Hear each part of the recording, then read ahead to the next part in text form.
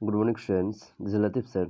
In this video, I am continuing the third chapter of class 12 chemistry, electrochemistry. Last day, I was telling that how the molar conductivity, equivalent conductivities depends on concentration. That is, I have told that on increasing dilution, molar conductivity, equivalent conductivity, all these conductivities increases with dilution. And the conductivity, molar conductivity, equivalent conductivity, molar conductivity, that is lambda m or lambda e, become maximum. The molar conductivity or equivalent conductivity become maximum at infinite dilution. Okay, so the value of molar conductivity at infinite dilution, which is represented by lambda m0 or lambda m naught, which is maximum limiting value, and this is known as limiting molar conductivity. Conductivity of an electrolyte at infinite dilution is known as limiting molar conductivity, which is the maximum molar conductivity. And if you increase the concentration, then you will see that again molar conductivity will decrease. Okay, so and you can show the dependence of molar conductivity with concentration using Debye-Hückel-Onsager equation. Debye-Hückel-Onsager equation, and the equation is lambda m, that is molar conductivity, is equal to lambda m 0, that is molar conductivity of the electrolyte is equal to molar conductivity of the electrolyte at infinite dilution minus b root c, where b is a constant and c is the concentration of the electrolytic solution. Okay, so according to this equation, if you increase concentration, then you will see that molar conductivity will decrease, while lambda m0 is the limiting molar conductivity of the electrolyte, which is maximum molar conductivity at infinite dilution. Okay, so using Debye-Hückel-Onsager equation, you can show mathematically how the molar conductivity of an electrolyte depends on concentration, and molar conductivity generally decreases with increase in concentration. Okay, that is, if you increase dilution, then you will see that molar conductivity will increase. Now see factors affecting conductivity. Which factors can affect conductivity? First factor is nature of electrolyte. Second, concentration of the solution. Third, temperature. Okay, so first factor that can affect conductivity. First one is nature of electrolyte. Strong electrolyte like KCl, NaCl, NaOH, any strong acid, any strong base, they completely ionized in aqueous solution, and they have very high conductivity, molar conductivity as well as equivalent conductivity. Okay, but for weak electrolyte, they are ionized to a lesser extent in aqueous solution. For weak electrolyte, they ionized to a lesser extent in aqueous solution and have lower value of conductivity. Second factor is concentration. I have already told about concentration. Concentrated solution of strong electrolyte have significant interionic attraction. Concentrated solution of strong electrolyte have significant interionic force of attraction, and which reduce the speed of ions, and therefore their molar conductivity and equivalent conductivity decreases if concentration is high, due to presence of interionic force of attractions among the oppositely charged ion when the concentration is high. Okay, but if you decrease the concentration, if you dilute the solution, then you will see that force of attraction among the oppositely charged ion will decrease, and therefore speed of ions will increase, and therefore on increasing dilution, molar conductivity, equivalent conductivity, all these conductivities will increase. with increasing dilution, that is with decreasing concentration. Okay, but with increasing concentration, that is concentrated solution will have lower value of molar conductivity or equivalent conductivity. And graphically you can show the variation of molar conductivity with concentration, and you can see that if concentration is high, then molar conductivity or equivalent conductivity will be low. Okay, on increasing concentration, molar conductivity decreases.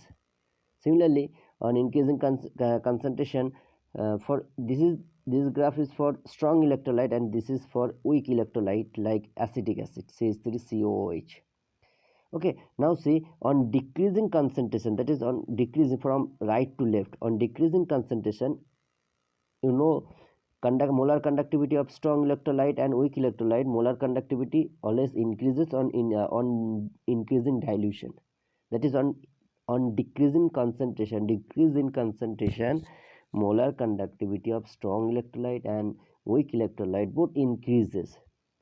Okay, and when the concentration is when the solution is infinitely dilute, then the molar concentration is maximum, and this is known as limiting molar conductivity. Okay, and you can calculate the limiting molar conductivity of strong electrolyte from this graph. But for weak electrolyte, you can see on decreasing concentration their molar conductivity increases.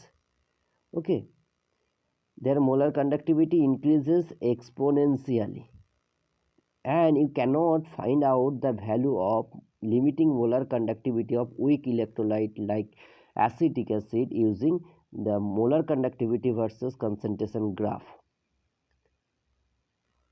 Okay, so in case of strong electrolyte, you can find out the limiting molar conductivity of strong electrolyte by extrapolating the graph, molar conductivity versus concentration graph.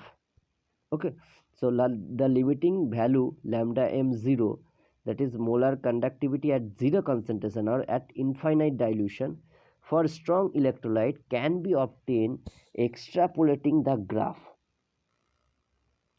Okay, it can be obtained extrapolating the graph. But for weak electrolyte, in case of weak electrolyte, the degree of ionization increases the degree of ionization increases dilution, which increases the value of lambda m, that is molar conductivity and equivalent conductivity. And in case of weak electrolyte, the limiting molar conductivity for weak electrolyte cannot be obtained by extrapolating the graph, because this graph will not intersect the molar conductivity axis. Okay, so how to calculate the limiting molar conductivity of weak electrolyte? You can calculate the limiting molar conductivity of weak electrolyte using Kohlrausch law. Okay, later I will discuss about Kohlrausch law. Next factor is temperature. The increase of temperature decreases the interionic force of attraction among the oppositely charged ions, and therefore increases the speed of the ions and increases the kinetic energy of the ions, and thus thus molar conductivity and equivalent conductivity of the electrolyte increases with temperature, because with increasing temperature their speed increases. Okay, and decreases the interionic force of attraction. Now see, Kohlrausch law, very important law, Kohlrausch law of independent migration of ions. Kohlrausch law of independent migration of ions, very important law. According to this law, molar conductivity of an electrolyte at infinite dilution can be expressed as the sum of individual contributions from its individual ions. Okay, suppose an electrolyte is made up of nu plus cations and nu minus number of anions. Suppose an electrolyte is made up of nu plus number of cations nu plus number of cations, okay, and nu minus number of anions. Then molar limiting molar conductivity of the cations is lambda 0 plus, and limiting molar conductivity of the anion is lambda 0 minus. Then according to Kohler's law of independent migration of ions, molar conductivity of an electrolyte at infinite dilution can be expressed as the sum of individual contribution from its individual ions.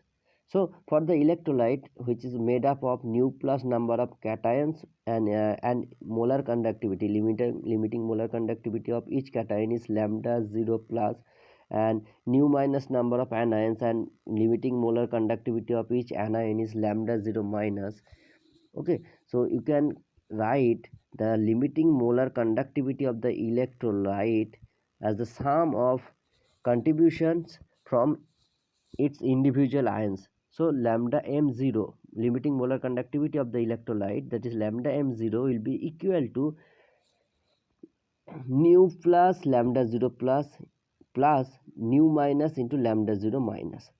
Okay, because nu plus cations are there, and limiting molar conductivity of each cation is lambda 0 plus. So nu plus into lambda 0 plus there are nu minus number of anions, and limiting molar conductivity of each anion is lambda 0 minus. So the molar conductivity of the electrolyte at infinite dilution you can express in terms of molar conductivity of cation plus molar conductivity of anions. Okay. Now see application of Kohler's law. I have told that using Kohler's law you can calculate the limiting molar conductivity of weak electrolyte, because limiting molar conductivity of strong electrolyte can be obtained from the graph by extrapolating the graph. Okay, but limiting molar conductivity of weak electrolyte can be obtained the limiting molar conductivity of weak electrolyte can be calculated from using Kohler's law of independent migration of ions. Okay. So to calculate the limiting molar conductivity of weak electrolyte using Kohler's law, you have to express the weak electrolyte in terms of some strong electrolyte. You have to express the weak electrolyte in terms of some strong electrolyte. Okay, so for example, lambda 0 m acetic acid, limiting molar conductivity of acetic acid is equal to limiting molar conductivity of acetate ion and plus limiting molar conductivity of H plus ion. Now acetate ion is obtained from sodium acetate. So in case of sodium acetate ion, you can write lambda 0 of acetate ion plus lambda 0 of sodium plus ion, Na plus ion. Okay, similarly in case of H plus ion, you can write H plus means limiting molar conductivity of HCl. Okay, so lambda 0 plus H plus lambda 0 Cl minus. Okay, now see here one Na plus and one Cl minus I have added, because you have to express the weak electrolyte in terms of strong electrolyte. So you can write acetic acid as sodium acetate HCl minus 1 Na plus and 1 Cl minus extra I have added. So minus lambda 0 plus lambda 0 Na plus lambda 0 Cl minus 1 NaCl I have already extra added. That's why I have to give the I have to minus this product by NaCl, lambda 0 Na plus lambda 0 Cl minus. Okay, so that means lambda 0 m acetic acid is equal to lambda 0 sodium acetate plus lambda 0 MHCl minus lambda 0 NaCl. Here you can see the weak electrolyte is expressed in terms of three different strong electrolyte like sodium acetate, hydrochloric acid and sodium chloride. Okay, so using Coriolis law you can calculate the molar conductivity, limiting molar conductivity of weak electrolyte, and you have to express the weak electrolyte in terms of some strong electrolyte like acetic acid is expressed here in terms of sodium acetate, hydrochloric acid and sodium chloride. Okay, one more application of using this form, using this application, you have to you have to calculate some you have to solve some numerical problem. Okay, you have to solve now you have to solve some numerical problem based on Cole's law of independent migration of ions. Okay, and you have to calculate the limiting molar conductivity of weak electrolyte.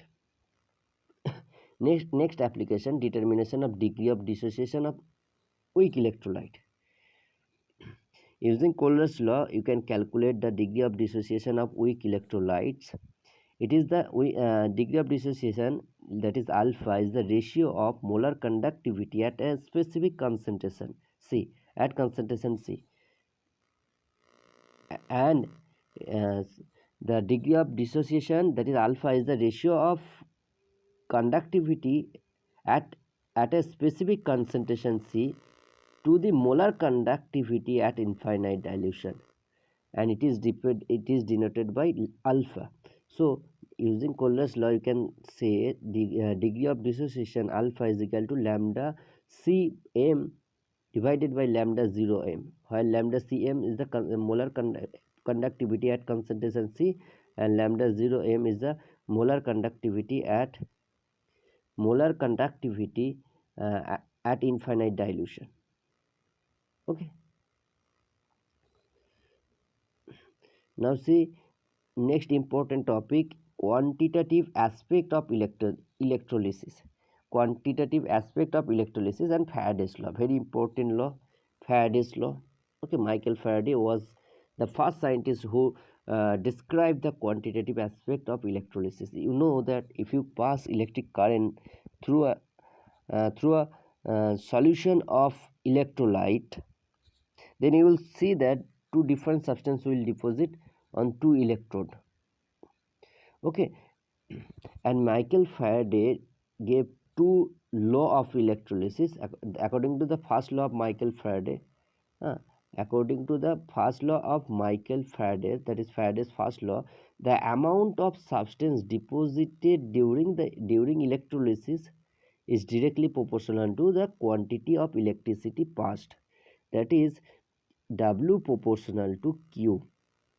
Okay, according to first law of Faraday, the amount of substance deposited during electrolysis is directly proportional to quantity of electricity passed. If more electricity is passed, then more amount of substance will deposit on the electrode. If less amount of electricity, that is less amount of charge, Q means charge, unit is coulomb, unit of charge is coulomb, you know, and Q is equal to charge is equal to current into time. So you can also write W proportional to Q or W is proportional to I into T, where I is the current. Charge is equal to current into time. Okay, so W is equal to Q into T into Z. If you replace the proportionality sign by equal to sign, then you have to take a constant, and the constant is Z. Okay, so W is equal to Z into I into T. Okay, so the amount of substance deposited on the electrode is equal to Z into current I into T time. Okay, where I is the current, Z is a constant, and this constant is known as electrochemical equivalent. The constant Z is known as electrochemical equivalent, and Q is the quantity of current, that is charge of current. Huh. Now, when 1 ampere current if I is equal to 1, and time is 1 second, and 1 coulomb is current is passed through the solution, then you will see that W is equal to Z. So how to define the electrochemical equivalent? The electrochemical equivalent Z is the amount of substance deposited or liberated by passing of 1 ampere or 1 ampere for 1 second, that is by passing 1 coulomb current. Okay, and according to second law of Faraday, if same charge is passed, if same coulomb of charge is passed through two different electrolytic solution, the mass then the mass of substance deposited will be proportional to their equivalent weight. Okay, so according to second law of Faraday, the amount of substance deposited will be proportional to their equivalent weight, W proportional to equivalent weight. Okay, the mass of substance deposited will be proportional to their equivalent weight. Okay, if same charge is passed through different electrolytes, the mass of substance deposited will be proportional to their equivalent weight. If equivalent weight is high, then mass of substance deposited will be high. If equivalent weight of the substance is low, then mass of substance deposited on the electrode will be low. Okay, so mass for two different electrolyte, mass of A divided by mass of B is equal to mass of substance deposited, mass of the substance A divided by mass of substance B is equal to equivalent weight of A divided by equivalent weight of B. That is W1 by W2 is equal to E1 by E2. E1 by E2. Okay, and according to first law of Faraday, W1 you can also write Z into Q. W is proportional to Q, so W is equal to Z1 into Q, and W2 is equal to Z2 into Q. So you can also write W1 Q divided by W2 Q is equal to E1 by E2. And the F is 1 Faraday. F is known as 1 Faraday constant, and the value of Faraday constant is 96500 coulomb per mole. Okay, so 1 coulomb is 1 Faraday is equal to 96500 coulomb per mole. And using the both the equation according to first law of Faraday, that is W proportional to Q, according to second law, W proportional to equivalent weight of the substance deposited. So you can also write W proportional to Q into E. Okay, so if you want to replace the proportionality sign, you have to take a constant, and the constant is Q into E divided by F, where F is Faraday constant. So you can, using this equation, you can also calculate the amount of substance deposited on the electrolyte. And you can also write in case of Q, you can also write I into T. Okay, so I into T into E divided by F, where F is Faraday constant. Okay, for the electrode reaction, Ag plus 1 electron implies Ag. For this reaction, 1 mole of electron, that is 1 mole electron means 1 Faraday, is required for the reduction of 1 mole silver ion. Okay, similarly for magnesium, 2 plus 2 electron implies Mg. 2 mole electrons, that is 2 Faraday electron, are required for the reduction of 1 mole of magnesium 2 plus. Similarly for aluminium, 3 plus 3 electron implies aluminium. 3 mole electron, that is free Faraday electron, required for the reduction of 1 mole of aluminium 3 plus. Okay, and using Faraday's both equation, you have to solve some numerical problem. Okay, one numerical problem is given here. A solution of copper sulfate is electrolyzed for 10 minutes with a current of 1.5 ampere. Current is given, time is given, what is the mass of copper deposited at the cathode. So current is 1.5 ampere, I is given, time is given, time is also 10 minutes, that is 10 into 60, that is 600 second. Okay, so time into I into t, that is q. So total charge is equal to 900 coulomb, q is equal to I into t. Okay, so first you have to calculate what is the charge. So 900 coulomb charge is passed through the solution. Okay, and the reaction is copper 2 plus 2 copper, reduction reaction, copper 2 plus 2 electron in plus copper. So 2 Faraday electron or 2 into 96500, 2 into 96500 coulomb can deposit 1 mole of copper, that is 63 gram of copper. Then 900 coulomb electricity can deposit 60 into 900 divided by 2 into 96500.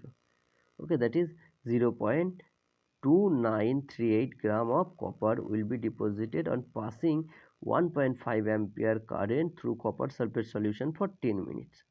Okay, very simple numerical problem, and this chapter is completed. And different types of cell batteries, these are not given in the syllabus. Okay, thank you students.